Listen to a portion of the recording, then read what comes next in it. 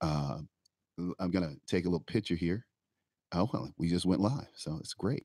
Um, I'm out on YouTube for those of you who'd like to tune in. I'm out on YouTube. Go to CL Butler 152 at YouTube. You'll see my channel and you'll see the stream. It's out there live doing its thing. Um, and I'll put it up on Facebook so you can see it. So I'm going to play right now, and then we're going to have Raynard Jackson on in a few minutes. He's going to call in here at some point. He hasn't called in yet. He'll call in at some point, and we'll bring Raynard aboard. But right now, I'm going to play President Trump talking about Jerusalem, and I think that uh, that's fair. And we need to hear what the president has to say about Jerusalem because his take on Jerusalem is very key, I think, in how we, the American people, and where we go with this. So we're going to play the president, and then we're going to bring Raynard on here in a minute. Let's see, the president's talking about how we, the American people, how we need to uh, accept Jerusalem and yada yada yada yada. Okay, here we go. Exactly 70 years ago, the United States, under President Harry Truman, became the first nation to recognize the State of Israel. Today, we officially open the United States Embassy in Jerusalem. Congratulations. It's been a long time coming. Almost immediately after declaring in 1948, Israel designated the city of Jerusalem as its capital. The capital the Jewish people established in ancient times. So important. Today, Jerusalem is the seat of Israel's government. It is the home of the Israeli legislature and the Israeli Supreme Court and Israel's prime minister and president. President Trump became the first world leader to recognize Jerusalem as our capital. And today, the United States of America. Well, folks, I don't know about all that, but I do know this. I don't think it was a good idea to usurp years of history. Now, we what they're not talking about, and they're talking about in the foreign papers. I'm looking at the UK, looking at papers from Germany, looking at papers from the Middle East. Over 50 Palestinians have been killed by the Israeli military trying to get into Israel, pressing the border, whatever that means. I've seen the pictures, seen the videos. You can go out to uh, the Independence UK I think it's the Independence UK. You can go out to the Guardian, and they have pictures of the Palestinians running toward the border and being shot by the Israeli military. And the Israeli military claims that Palestinians are shooting at them. However, it's kind of interesting. No Israelis are reported dead yet. Anyway, hey, we have Raynard Jackson out here. And Raynard is a very good friend and a renowned, uh, has a renowned think tank in Washington, D.C., renowned author and friend of the Trump administration and Republican administrations, period, and a Republican operative. Welcome to the show, Raynard. How are you? Hey, thanks, Charles. How you doing, my friend? I'm outstanding, outstanding. Hey, this thing with Donald Trump today, with President Trump, you heard part of it. I don't know when the Israeli government moved its people to Jerusalem. I don't remember hearing about that. And the other thing is, you know, everybody wants to talk about the connection between the U.S. and Israel when the rest of the world voted in 47 and 48 that there should be a two-state solution, not an Israel for Jews, and that Count Bernadotte, or Bernadotte, as is correctly pronounced, had proclaimed to the UN that only that Jerusalem should reside in the uh, Palestinian part of the two-state nation. and he was killed for that because he wanted Jerusalem to be in Palestine. It's amazing how these people went into a country, partitioned a country, and displaced people without reparations or resettlement. It's just amazing. You have almost 4 generations that have grown up in resettlement camps. I mean, in refugee camps. Isn't that amazing, Renard? And the American media never reports that. Yeah, but well, yeah, the media is never going to report the full picture on anything. They're going to take a position one way or the other and highlight the position that's favored what their narrative is. Mhm. And matter of fact, one of the networks I was kind of amazed at this morning because I was flipping through channels, watching them open up the embassy in Jerusalem. Uh-huh. I know CNN, they had with Netanyahu when Jared Kushner were speaking, they had the video feed, but they were having all their pundits talk over what was going on. I thought that was kind of interesting. Why were they doing that, you think? I I guess they figured they didn't want to hear anything that the Trump administration had to say, and so they just thought it was more appropriate to leave a live feed and to hear what a pundit had to say versus letting people hear in real time and unedited what these surrogates for the Trump administration had to say, which I thought was just journalistic malpractice. Yeah, yeah. But I mean, that's CNN, I mean, that's CNN. I mean, they have no credibility really. And we should come up with an acronym for CNN that's credibility negative something or something or other. But look, Raynard, let's talk about a couple of things that are going on here in the U.S. I when I when I was reading the paper last night before I went to bed, and they said that Donald Trump was rescue ZTE. ZTE has been known to have phones and telecommunication gear that's eavesdropping in our corporate boardrooms, the DoD. I mean, just all over, these people have practiced espionage in the FBI. In fact, Mike Pompeo warned the government last year that ZTE was doing these things. What are your thoughts? Yeah, I can't figure that out. I can't figure that out to save my life. And I got a couple of calls into some friends so they can explain to me what's going on. But why are we bailing out a Chinese company under the guise that is impacting the job creation in China? The only thing I can come up with that makes half a bit of sense is this is part of that North Korean deal. China saying we will bring Kim Jong Un to the table, but you got to back off of our company. Well, but wait a minute. But wait a minute. That's the only thing I can come up with. But ZTE has been caught spying on American agencies in DoD and in corporations. They've been caught. It's not like it's an assumption or it's a prognostication. It's they've been caught spying on military calls, and in fact, DoD's banned buying any ZTE equipment or that what is it, Howie? It starts with an H. Mhm. Yeah. Yeah, again, yeah, Hui. How bad do you want this North Korea deal? I don't think we needed The that bad. bottom line is. I don't think we Now, needed that bad.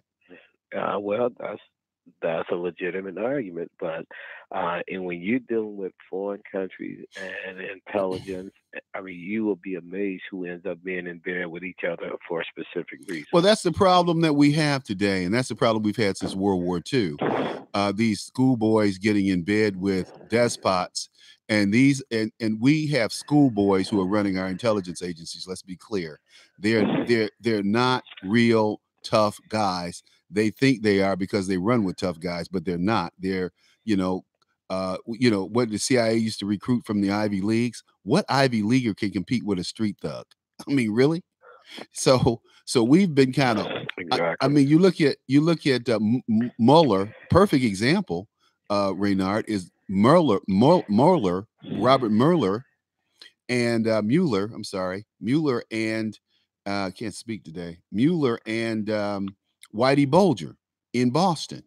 Whitey Bulger used the FBI to take out all his competition while he kept his criminal enterprise going, and Mueller was leading that. Yep, no question. You know, you look No at question. Well, World that's War why II. they are You look at World War II. Lucky Luciano was sentenced to all his time in prison. Lucky Luciano cut a deal with the federal government where he helped the U.S. Army invade Sicily, and when the war was over, they exiled him to Sicily. That's how Lucky Luciano got out of prison. Yep. Well, but see, this is what happens when you're dealing with high stakes intelligence and trade. But I guess the issue I'm having with all this stuff, back in the old days, this would never see the public light. Now it's like they're sitting in the room and the media know more about this stuff than the actual participants in the meeting. Well, you know, I always use the example if Dwight David Eisenhower were getting ready to launch D-Day and he had told, and it had leaked to the media that he was going to lose 3,000 people on Omaha Beach, it would never have happened. Bottom line, you know, because people, Very true. because civilians are not military people, first of all. And I get tired, especially of these women talking about military issues and issues of violence that they know absolutely nothing about. Men are men and women are women, and women can perpetrate all they want. And I only use one example when they start talking about women warriors and women being in combat. The statistics are 60% of men who can return to their combat units return to continue to be warriors. Only 0% of women ever return back to their units after combat because they're not in combat units, first of all. So, I mean, who's a real warrior here? You know, I mean, it takes a special person, man or woman, to be a warrior. So, you know, I look at it and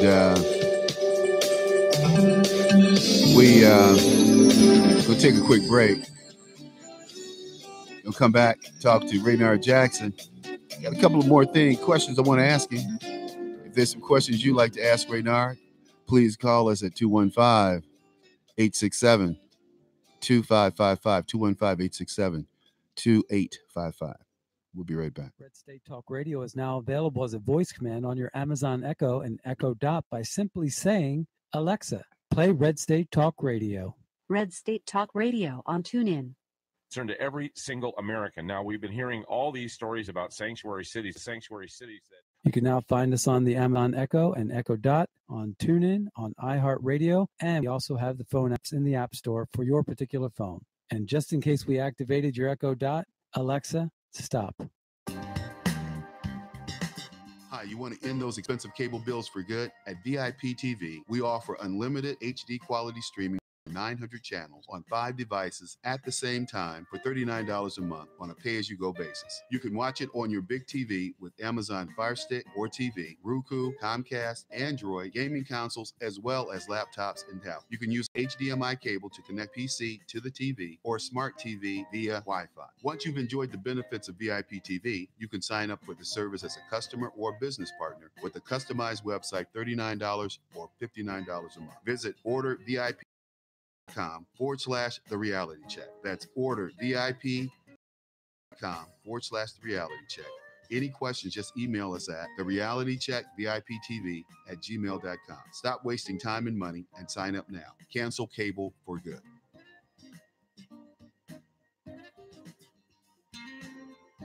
Hey, this is Leonora Cravota from Red State Talk Radio for That's how comfortable my pillow is with its patented interlocking fill. My pillow stays cool and does not go flat. Plus, it's machine washable and dryable. My pillow has a 10 and a 60-day comfort guarantee. My Pillow is also the official pillow of the National Sleep Foundation, and it's made right here in the USA. My Pillow is now offering Red State Talk Radio listeners a 4-pack special with 2 premium standard or queen pillows and 2 go anywhere pillows. That's 4 pillows for the price of 1. To take advantage of this special offer, call 1-800-961-9194 and ask for promo code Red State. That's 1-800-961-9194. Promo code Red State. Put sleepless nights behind you with My Pillow, the most comfortable pillow you will ever own. For the best night's sleep in the whole wide world, visit mypillow.com.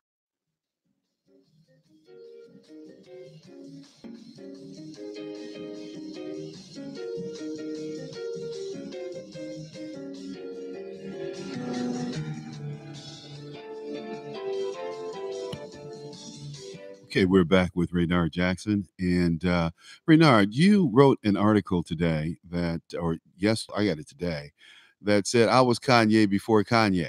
Can tell us a little bit about where people can go to read it, one, and two, what you meant by that? I know what you meant, but other people may not. Oh, boy. USA.com, Black Press USA.com, and that's my weekly columns are syndicated through them. And this whole media frenzy about Kanye West tweeting out some positive things about Trump and some of the things Trump is doing on issues.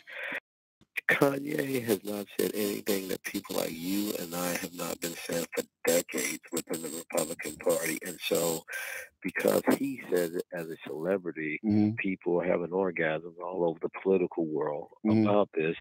And it reminds me of a little kid on Christmas morning. They get all these bright, shiny new toys, and after about a week, they are bored because the newness and the shininess has worn off. And after Kanye gets his 15 minutes of fame and after toy Kanye wears off, guess what? The Republican Party for a new shiny object. 1 month it was Stacey Dash, now Candace Owens, and 1 year was J.C. Watts, another year was Michael Steele. And so as opposed to putting in, Charles, the hard work of building relationships with blacks with credibility in the black community and credibility within the Republican establishment, they keep going after the shiny object and wonder why the needle never moves in the black community within the Republican Party. Right. And, and the thing is, Raynard, it's a great point. The thing is, we haven't gone anywhere. We are here. And these people, they ignore us. They act like we don't exist. And they continually do deals amongst themselves. And they look at us like we're window dressing. We don't have lives. We don't have businesses. We don't have things that we need to we need to participate in this thing called the American dream. Okay. Well, like I always tell people, Charles, the best way to get attention as a black Republican within the Republican Party is to be a black Democrat. Yeah, I know you say that all the time. But it's true. It is true, my friend, unfortunately. But look, with that aside, what else do we need to be out here doing, man? I mean, what else is going on, or from your perspective? Well, the biggest thing is within the black community, we have got to stop looking for the government to do for us that we should be willing to do for ourselves. The government is not going to come in and solve our problems. The government in Chicago is not going to stop the murders going on in Chicago. I mean, what I find amazing, remember when King got killed back in '68?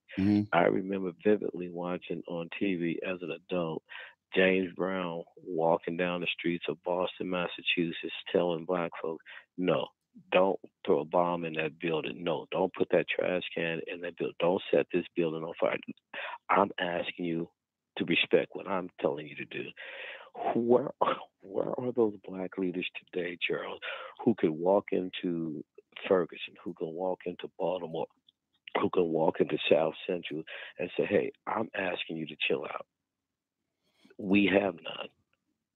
We have none. We have all these celebrities who want to speak on TV when there's a microphone around, but they don't have the relationships to go into Chicago and pull together all these drug dealers and gang leaders and say, "Hey, what's the hell is the problem? What do you all need? If I bring solutions to your issue, will you all put the guns down? Will you put the drugs down?" Who are those leaders today, Charles? I say they don't exist. Well, no, they don't exist, and they don't exist for a reason. I mean, they've been taken out, they've been marginalized. Nobody really wants to solve the problem. I mean, let's be honest. You and I know how to solve the problem. It's not difficult to solve the problem. The issue is people don't want you to solve the problem, because once you solve the problem, then there's nothing for them to do. Hello? Well, yeah. I was once told that the sign of a great teacher is one who makes himself increasingly unnecessary. So if the NAACP, the Urban League, the Congressional Black Caucus were to ever solve the problems in the black community, guess what? They would be unemployed. Well, that's the whole point. I mean, Jesse Jackson's whole thing is built on his this poverty thing that he's been talking about for the last umpteen years, and black folks being in poverty and unempowered to not only control their destiny. You know what really angers me is when I see all of these refugees come into this country and these immigrants come into this country and receive help from the federal government without a whimper, without a complaint. Blacks who've been here, and this is the other thing. You have blacks who come here from Africa and from Jamaica and that whole West Indian thing, and they all think they're better than Black Americans. And Black Americans run around talking about my brothers and my sisters and people of color. And I was just an example. I sat on a board at University of Michigan for the MLK, some black scholarship, right? And this woman was talking about giving scholarships to people of color. I sat there for about 30 seconds and I said, wait a minute. I am not interested in giving scholarships to people of color. People of color give those Indian scholarships, they give Chinese scholarships, they give Latino scholarships. I said, when Latinos come to the table, they don't talk about helping black folks. They never have, they never will. They think they're white, and all of a sudden they became Chicanos in the 70s, and they've been riding this minority wave ever since. While you Negroes was blind, I remember Raynard back in the 80s. I wrote NAACP and said that we were going to be the second largest minority by 2020 because of the people coming across the border. This had been forecast by the government. The NAACP had come out at the time and said that's nonsense, that's critical, because they're stupid Negroes. I told these Negroes no, seriously, I lived in San Diego on the border. I told these Negroes there are thousands on the border every night. What are you talking about? Do you know to this day, these Negroes are still talking about, well, we need to help people. What about the people? Somebody told me once, Raynard, I'm going to let you cut in here. When somebody told me this, I was over in London, and this man, I'm in a pub, and this man bought me a pint of beer, and we were talking, and he said, Charles, I didn't know that the kind of poverty existed. This was right after Katrina. He said, until I saw those pictures from Katrina, I didn't know that kind of poverty existed in America. We talking about the Ninth Ward down in New Orleans. Man, listen, we got problems and it's not only black folks. We got problems with rural white folks. We got problems with white folks who are poor. They always, when they want to show these pictures, and we talk about black folks being poor, but it's a whole bunch of Americans, period, who are out here who have been cut off from the opportunities to pursue the American dream. Am I right or wrong? No question. Excuse me. Wow. No question about that at all. And again, we keep allowing other communities to stand on our shoulders to get a benefit that they didn't have to fight for. Not one Hispanic, not one African who's an immigrant, who's an American citizen, Mhm. had to go through slavery, discrimination, have dogs. Jim Crow. But yet we sit up here stupidly, Jim Crow. We stupidly sit up here and let them get in on affirmative Hey, look action here. and already set aside. Hey, look here. Look It's here. crazy. You know, It's crazy. I look at when they talk about the Minority Business Council here in Chicago. Do you know they don't have any blacks on the council? They don't have any black firms in the council. They're I'm serious, man. Wow. And this is a city that's 42% black, man. These Negroes here in Chicago are so brainwashed and so out of the loop. And then they try to mimic me, right? And they say things I talked about 10 years ago, Raynard, to your point earlier, things I talked about 10 years ago. These Negroes are in the media that people are talking about. They're talking about the stuff I talked about 10 years ago, and the media is going, oh my God, that's wonderful. But when I was saying it, they were trying to run me out of Chicago. I was the most, as one guy called me, Father Flager. Father Flager said I was the most antagonistic man in Chicago, and I needed to be off the air. Well, Anyway. I would wear that as a badge of honor if Flager said it. Yeah, Flager, man, he's a piece of work. But look, my brother, what do you want to share with us before you have to go? I tied you up long enough. Yeah, well, no, like I said, my whole point is don't look to someone else to bail you out of a situation. Every time the government has tried to help the black community, we have been screwed, literally. Can you say Tuskegee? Can you say Jim Crow? Can you say affirmative action? So stop looking for the government to be your savior and your solution. The solution lies within the man looking at himself in the mirror. That's what we need to do, is become more the Booker T model, Booker T. Washington model. Leave the other stuff alone. Do Yes, sir. it yourself. Yeah, are you going to face discrimination and robot? Heck yeah, but you push your way through it. Got to, and look for Charles Butler and Raynard Jackson to have your back. No question. No question. Thank you, Raynard. Appreciate you coming on, man. You're the best. Always, anytime. Okay. Bye-bye. Bye-bye. Mr. Raynard Jackson. Hey, folks, I'm going to segue to a topic that's near and dear to my heart. It's called the assassination of Count Bernadotte.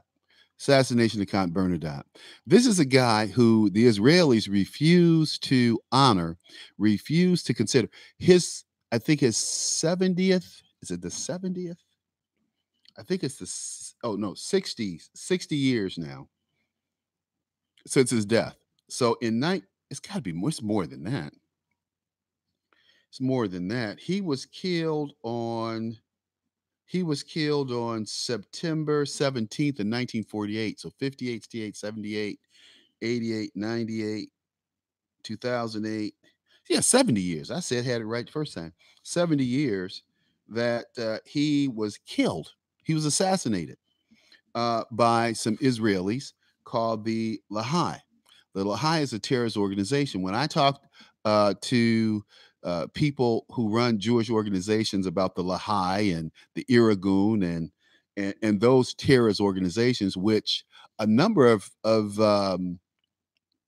Israeli prime ministers came out of, actually, including Netanyahu was too young, but certainly Moshe Dayan, Golda Meir, Menachem Begin were members of the Irgun, a terrorist organization which terrorized Palestinian citizens and Arab citizens in Israel, driving them out of their homes, using psychological and physical terror, bombs of barrels filled with dynamite and nails rolled down streets at night, exploding, knocking out windows, putting nails and bombs in nails and shrapnel in doors and through windows. It was psychological terror. But of course, no one talks about that because it's the poor Jews who are under attack here. But this is all true. Everything that I'm telling you. This guy Count Bernadotte, he was a member of the Swiss aristocracy. He was a true count, blue blood, and he rescued thousands, literally thousands of Jews and kept them from concentration camps and rescued them from concentration camps once the Allies were freeing up the opening concentration camps as the Germans were retreating. So there was there's a part in history. It's called the Swedish white buses, and they were called the white buses because Count Bernadotte had them painted white with a red cross on the side. He was the leader of the Swiss Red Cross, and he negotiated releases from these camps while these camps were still in Nazi hands. So he saved just a humongous amount of Jewish lives, and these Jewish radicals killed him, assassinated him. Then that left him. That left him. That left Ralph Bunche, who was the first black person to win a Nobel Peace Prize. That I know Barack Obama thinks it was him, but it wasn't. It wasn't. And we forgot about Martin Luther King. We convene. It was. If you let these. It was Barack Obama who was the first black person to win a Nobel Peace Prize. No, actually, it was Ralph Bunche.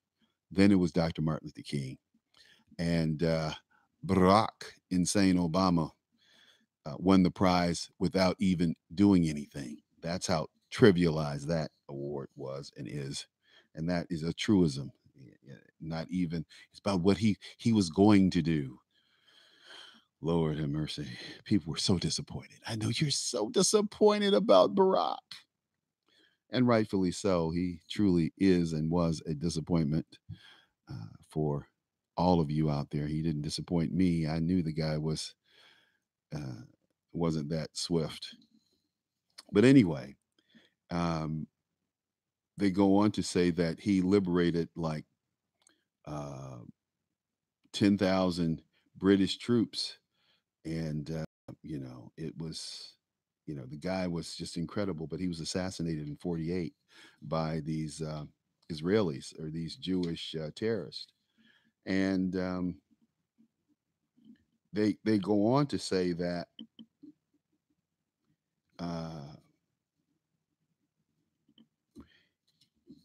he, anyway, as I was saying, Count Bernadotte was killed because he had declared through a UN report that Jerusalem should stay in the hands of the Muslims, and they should have a two-state solution. But Jerusalem should be in the hands of the Palestinians, and they took his life. And it was really interesting as I'm reading this article that a lady who claimed that he should be killed, she still felt he should be killed. But they say most Israelis today regret that he was killed by terrorists. But that doesn't do a lot to turn the tide. But he was certainly blown away because he believed that the capital of Jerusalem, or that Jerusalem should remain in Muslims' hands and not in the Jews' hands. So as we move forward and we fast forward to today, where President Trump has upset that apple cart, I can tell you 52 people last time I checked, 53 people last time I checked have been killed down on the border, Israeli border. And the Israelis said that Palestinians were shooting at them, but they haven't reported any Israeli soldiers shot or dead yet. I find that interesting. David Ben-Gurion, who was Israel's first prime minister, used the killing of Count Bernadotte to crack down and eliminate the Lahai and arrest hundreds of his volunteers. It says here, if anything, the murder made it easier to integrate most of the Lahai and the Irgun forces into the Israeli mainstream. But no one who carried out the killing was ever held accountable. Ben Gurion probably had internal political reasons for not wanting them found. I'm sure he did. But that tends to be the story. According to Count Bernadotte in Palestine, 1948, the authoritative and admiringly objective account by his Israeli historian Assur Aland, amateurish when it did, he said it was not until 1995 that Sharon Peres officially expressed regret that he was killed in a terrorist way, and finally had the assassination and the motives for it helped to abstract the recognition due to Count Bernadotte for his rescue of large numbers of people held in Nazi concentration camps during, including several thousand Jews in 1945. Wow. History. See, what you don't know about history always surprises you, doesn't it? This is not a new phenomenon, this discussion about Jerusalem. Personally, I think that Jerusalem should not be the capital of Israel. It should be Tel Aviv. And I think that a two-state solution, I think that those refugees should be out of those Palestinian refugees, need to be out of those refugee camps, like now, and resettled and paid reparations. Now, it was really interesting that I asked Madeleine Albright that question several years ago. Well, almost 20 years ago now, when she left the White House. And she said that she and President Clinton had offered Arafat everything that he could have ever wanted, and he turned it down. She said that's when she knew that he wasn't serious about ending the conflict. I'm just telling you what the lady said, and I believe her. But we can end that conflict, and hopefully President Trump will make both sides come to the table. Now, make Netanyahu agree to a two-party state, and people will move on with their lives. Wow. You know, we always talk about Raoul Wallenberg. He was killed and he disappeared mysteriously, but he saved a lot of Jews from Auschwitz and other places. They said he was executed by the Soviet Union, and because they believed he was a spy for the U.S., he really wasn't. But you know, those Soviets, man, those are, you're talking about some mean guys. You're talking about some brutal people, very brutal, very brutal. You know, I always talk about, well, I'm going to do it. This about the sex and the debauchery in the Black church and the sexual exploitation that goes on in the Black church. There's a Toledo pastor who was accused of sex crimes and pleaded Monday today. He pled guilty of 4 counts against him. And his name is Kenneth Butler, no relation, by the way. And he's one of 3 local pastors accused of these crimes. 3 local pastors. I just talked about this on Friday about the Black church and the sex and the debauchery, and that these pastors were hustlers and pimps. I just said that on Friday. They go on to say that he was the pastor of the Kingdom Encounter Family Worship Center on Searle Road. Wow. The victim told the FBI she would have sex with Butler inside his car. And in one incident in an alley off the Anthony Wayne Trail, prosecutors said Butler had unprotected sex with the girl at least 5 times in different locations, including a church. Butler paid the team for sex on most occasions, according to court documents. Wow. Wow. If the court does not accept Butler's plea deal and feel Butler deserves more jail time, Butler can withdraw his plea. Wow. No relation, folks. Absolutely none. Too bad he hasn't been. When I saw his name, I was like, oh man. Hey, but look, one of the things that another thing I want to talk about real quick is the, what do you call it? The reason that the evangelicals are so interested in Israel and that whole obsession. So when we come back, we're going to talk about the evangelical obsession with Israel and trying to understand that. It's going to take longer than 10 minutes, but try my best to explain it to you so you can go look it up and do your homework. We'll be right back. Red State Talk Radio is now available as a voice command on your Amazon Echo and Echo Dot by simply saying, Alexa, play Red State Talk Radio. Red State Talk Radio on TuneIn. Concern to every single American. Now, we've been hearing all these stories about sanctuary cities that You can now find us on the Amazon Echo and Echo Dot, on TuneIn, on iHeartRadio, and we also have the phone apps in the App Store for your particular phone. And just in case we activated your Echo Dot, Alexa, stop. Hi, you want to end those expensive cable bills for good? At VIP TV, we offer unlimited HD quality streaming of over 900 channels on 5 devices at the same time for $39 a month on a pay-as-you-go basis. You can watch it on your big TV with Amazon Fire Stick or TV, Roku, Comcast, Android, gaming consoles, as well as laptops and tablets. You can use an HDMI cable to connect PC to the TV or smart TV via Wi-Fi. Once you've enjoyed the benefits of VIP TV, you can sign up for the service as a customer or business partner with a customized website, $39 or $59 a month. Visit orderviptv.com/the reality check. That's orderviptv.com/the reality check. Any question at the reality check viptv@gmail.com. Stop wasting time and money and sign up now. Cancel cable for good.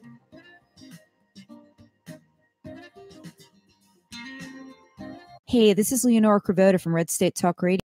I used to have trouble sleeping. My pillow changed all that. I now fall asleep within moments of my head touching my pillow. That's how comfortable my pillow is with its patented interlocking fill. My pillow stays cool and does not go flat. Plus, it's machine washable and dryable. My pillow has a 10-year warranty and a 60-day comfort guarantee. My pillow is also the official pillow of the National Sleep Foundation, and it's made right here in the USA. My pillow is now offering Red State Talk Radio listeners a 4-pack special with 2 premium standard or queen pillows and 2 Go Anywhere pillows. That's 4 pillows for the price of 1. To take advantage of this special offer, call 1-800-961-9194 and ask for promo code Red State. That's 1-800-961-9194, promo code Red State. Put sleepless nights behind you with My Pillow, the most comfortable pillow you will ever own. For the best night's sleep in the whole wide world, visit mypillow.com.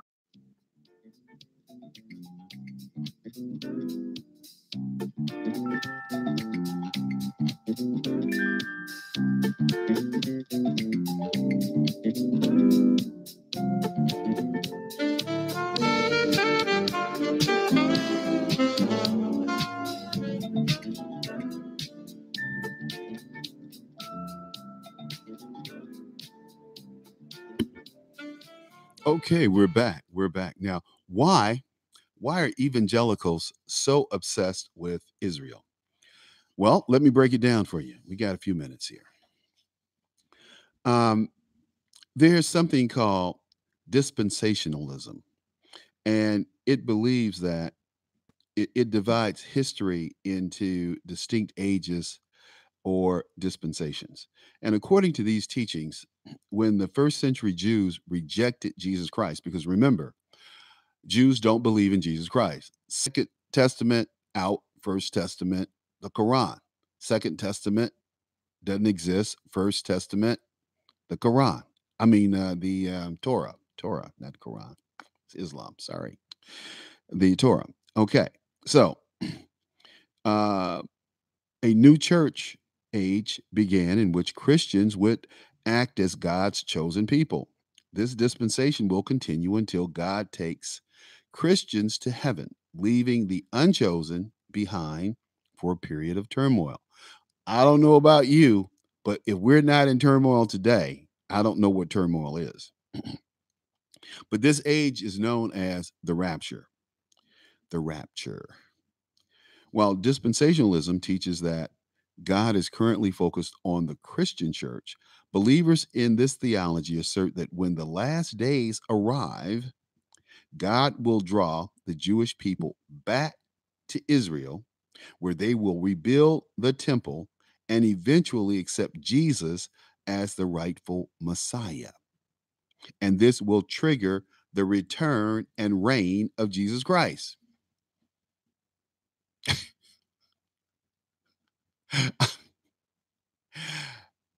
I don't know about you, but if Jesus coming back to reign means, and you know that's going to come with a whole bunch of, what did they call it? Turmoil? I mean, so that's the evangelical obsession with Jesus, because they think that once they get Egypt, they get Israel, and we have Israel, Jesus is coming back. God, Lord have mercy. Lord have mercy on us. And they go on to say, this article goes on anyway to say that while this theological system may sound kooky to some, proponents claim that the Bible teaches it. In Genesis 17, God promises to make Abraham the father of a great nation, which dispensation believes is an ongoing covenant. They believe Isaiah 11 and 66, as well as Ezekiel 37, predict the return of Jews to Israel. That may be true, but what about the return of Jesus? So when the Jews return to Israel, then Jesus is going to appear and take us all to heaven. So what happens to earth? And what happens if you're a Muslim or a Hindu or a Buddhist or you believe in Sho or Shaolin or whatever they call it in Japan? Whew. Anyway, dispensation is also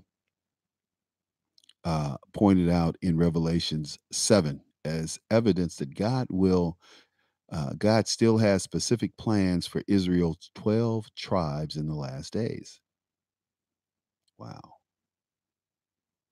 So this dispensation is a long-held belief among evangelicals in the Christian faith. I don't know about you, but this concerns me. And, nobody's talking about it from the religious perspective. No one's talking about it from the evangelical perspective. But they go on to say that in a recent poll by Lifeway Research, 60% of evangelicals say the nation of Israel was established as a result of biblical prophecy, not of the UN. So when they talk about, and I say this all the time, it's just so hypocritical to me, because this country 400 years ago certainly belonged to the Indians. So if the Indians came back and said, we want our country back, we want Manhattan back, wampum and some liquor from Manhattan just didn't cut it. We got cheated. We want our island back, and we want it back now. And we're going to tear down all the buildings, and we're going to grow trees on it. Do you think that would happen? Do you think anyone would take them serious? So why are we taking Israel serious about 4,000 years ago? This land was promised to them by God. There's a lot of hypocrisy going on, but hey.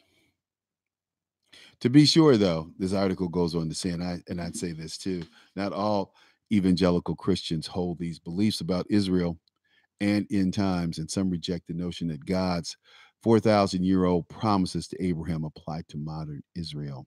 In fact, a biblical scholar, a guy named Gary Bolge, who I follow at the Atlantic, if you ever read the Atlantic, not all evangelicals believe that promoting the importance of Jerusalem is one more building block in the fulfillment of prophecies that sets the stage for the second coming of Christ. Burge and others do make a connection between the theocratic nation of Israel in antiquity and the modern state. These evangelicals feel Trump's decision is unnecessarily provocative and undermines the kind of peace Christians should support. There you go. That's where I am on this. So there are two things I disagree with the president on: the NFL protests and making Israel the capital, making Jerusalem the capital of Israel. Additional research indicates that the effects of the dispensationism and related end times theologies may be fading among the younger faithful, according to the 2017 Lifeway Research. American evangelicals are significantly less likely to have a positive view of the nation of Israel than their older counterparts. Wow. That's deep, but it's true. That's where they're going. I love them. They're good kids. Hey, look, we got to go. So be here the same time tomorrow. Thanks. Take care.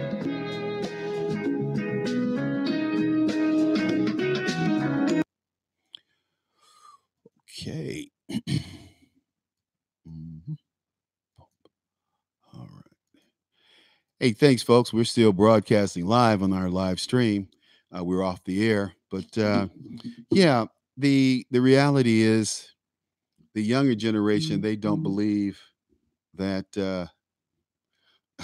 in the dispensationism, and they say for now, those closest to President Trump still hold beliefs about the end times that see the promotion and protection of Israel as a fulfillment of biblical prophecy, while the embassy decision is being touted by Washington Republicans as proof that Trump keeps his promises.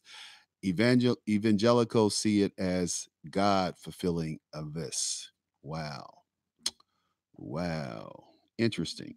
Interesting. Hey, Alice, how you doing out there? I see you. Thank you. Let me see if I can read that. It says, thanks for trying, but you have to believe to see the truth of the Bible. The kids are taught it in sectarianism and have not come to a saving faith in Christ. True. True. That's true, Alice. So true, but I think God is for all people, and there should be, I'm typing back to her, a two-state solution without Arab displacement and reparations. Reparations for the Arabs. There we go. So, it's going to be interesting. I think though that that was a bad move on Trump's part. It was grandstanding, and that's why the last two administrations have been lukewarm to Netanyahu. Netanyahu's been burning both ends of the candle, and I hope that you get burned in this Jerusalem being the capital of Israel. Because see, the other thing about this is the United States can't declare that. That's the countries over there have to declare that, and the UN certainly has some say in this. So I don't know who's giving the president advice. Well, John Bolton for one. That's scary. But there are a whole bunch of players involved in that decision about the capital of Israel. And if the Israeli state says that their capital is Jerusalem instead of Tel Aviv, which I haven't read anywhere that they have, and I've been, doing my homework, going back and forth on this for a while. But it's going to be interesting. That's all I can say. I'm looking forward to, and I certainly don't want the end to come because of the Israeli state and somehow when Israel gets their state, that Christ will reappear and take us all to heaven. No, I'm not a believer in that. No, I don't want that to happen. Sorry. I like things just the way they are. I don't want to see Christ coming through the clouds, making an appearance for some reason. And that bothers me. But anyway, hey. As Alice said, she says, thanks for trying, but you have to believe to see the truth of the Bible. You know, the Bible was written by men. And when you start doing your research in the Bible, you find that, or of the Bible, you find that it was written by different people. And there were different interpretations. And that the King James Version tended to leave a lot of things out, especially black folks, when Christianity is an African Asian religion. Africa and Asia Minor religion. Just saying. But if you listen to the Europeans, you listen to folks outside of the Middle East, as it's called, that's a British term, you would think that the Holy Land was in Europe instead of in the Middle East. You know, it always bothered me as a kid that the Crusaders were going to the Holy Land to bring holiness to the infidels. Well, really, the term infidel was a Arab word that was used for the invaders, the Europeans. It's interesting how history turns all this stuff around. You just have to. There is a pastor who Mitt Romney actually accused of being a racist in talking about this stuff. He happens to be a evangelical preacher. And I read this story, and I just didn't have time to do it on my show because it's only an hour. But I'm going to keep going on this live feed here. And this is a pastor who's often on Fox. His name is Robert Jeffries. He said that God has given us a president who stands on the right side of you, oh God, when it comes to Israel. He's talking about moving the American embassy from Tel Aviv to Jerusalem. And they say here in this is the Guardian, and I printed this off about 10 minutes before it came on the air. It says, in Gaza, health officials said 52 Palestinians were killed. Let me check for an update and see how many Palestinians are dead out there. Let me see if I can find out. And they said that one Israeli army spokesman told reporters, we saw more than 5 explosive devices. We saw shooting at forces. And another said there had been concerted, coordinated attacks on the security force, but nobody's dead on the Israeli side. Okay. Wow. They just said now that dozens are killed. Wow. Okay. Okay. Mitt Romney accused Robert Jeffries, though, of being a bigot and a man who said all Jews will go to hell and deliver a blessing in Israel.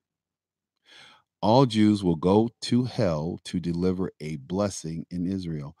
Jeffries is the leader of the Dallas Area Baptist Church, a spiritual advisor to Donald Trump. He's been criticized for calling Islam and Mormonism heresy from the pit of hell and saying Jews can't be saved. As reported by the Dallas News, he claimed that Islam is a religion that promotes pedophilia. You know, Mitt Romney's a Mormon, and he wrote on Twitter yesterday that Robert Jeffries says you can't be saved by being a Jew, and Mormonism is a heresy from the pit of hell. He said the same thing about Islam. Such a religious bigot should not be giving the prayer that opens the United States Embassy in Jerusalem. Mitt. They said Trump was considered by Donald Trump to be his first. Mitt was considered by Donald Trump to be his first Secretary of State. And Jeffries responded to Mitt's tweet by saying, "Historic Christianity has taught for 2,000 years that salvation is through the faith in Christ alone. The fact that I, along with tens of millions of evangelical Christians around the world, continue to espouse that belief is neither bigoted nor newsworthy." Well, yeah, it is newsworthy. Because again, here we're talking about supporting a country, supporting a concept, supporting an edict that is based on evangelical faith. And I've often wondered, when Jerry Falwell was talking about Israel, I was like, what does Jerry have in the game? And I found out by listening to Jerry Falwell. I went to a meeting when Jerry was preaching, and he was talking about Israel. He said, when Israel becomes a full nation again, Jesus will have a second coming, and we'll all go to heaven. And I'm thinking, I don't want to go to heaven right now. Sorry. Anyway, that's the skinny. Go check it out. Robert Jeffries and Mitt Romney. Jeffress is spelled Jeffress. Okay. And Mitt Romney, of course, he ran for president and got trounced. So we will be back tomorrow, same time, same place. And we're going to be broadcasting out the YouTube. So check us out. Thanks.